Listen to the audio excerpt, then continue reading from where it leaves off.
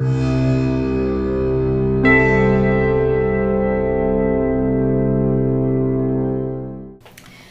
module is about starting off right. When you have children that come into your classroom, you need to be able to really put a foundation down and start off the year right. The best thing that you can do if you have the opportunity is to establish a relationship with the child and with the parents before they even come to school. And this means reaching out to them for a home visit, especially for a young child, if your center allows that. Going to their home, having the child show you where their room is and the things that they play with and the things that are important to the family, seeing the family in their natural environment is helpful to you to understand the family, to understand the child, and to be able to work with the child and also have the child and the parents understand you and feel comfortable with you before the child even enters the classroom. You need to provide developmentally appropriate activities within the classroom so that when children come in that they are successful, that they have materials to work with, that they can enjoy, and that help them in their development. In the first meeting with the teacher and the parents, you need to find out about the child's eating habits. You need to find out about their sleeping habits, about their toileting habits, about their personal ability to dress and their skills. Maybe it's walk, talk, ride a bike, depends on what age the child is, their language development. You need to find out as much as you can, their culture. Just find out as much as you can about the child before, from the parents before the child even comes into your classroom. Sometimes one of the ways to do that is to send a postcard to the child before the school year begins, or call the child. Personal call to the child from the teacher.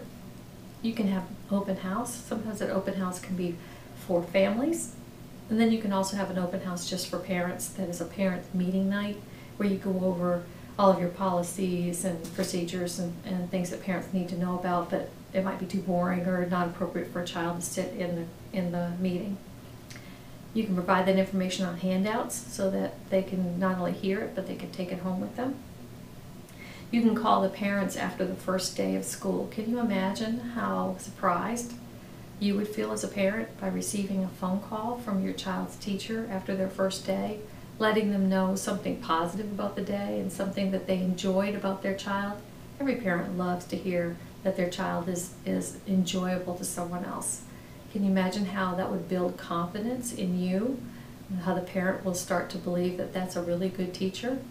That goes a long way. And it helps you reach out to the parents and form a great partnership with them.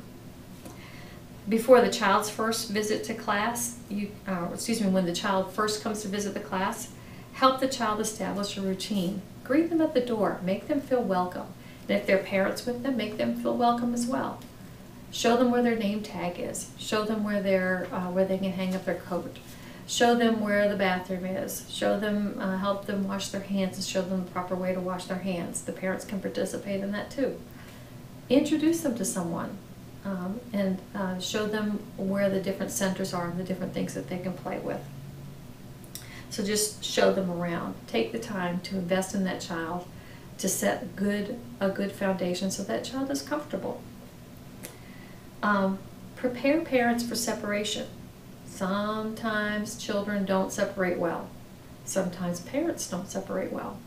And so it's important to prepare parents for separation. Let them know what to expect.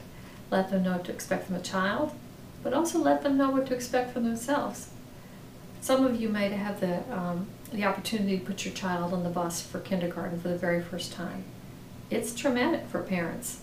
Some parents go home and cry. They don't.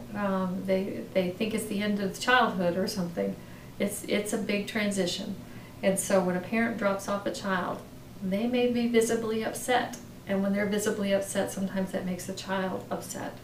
So you need to be prepared to deal with the parent as well as the child. But some of that can be alleviated if you prepare the parents for separation. Welcome the parents into your classroom if they show up. And you also need to develop the child's trust in their parents. A child needs to know that their parent is coming back for them and when they're coming back for them.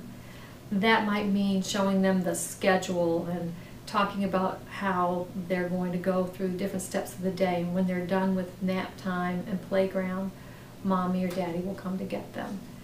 That on a consistent level, and then reminding them when the parent shows up, or what you said, builds trust in you and builds trust in the parent, that the parent will be returning.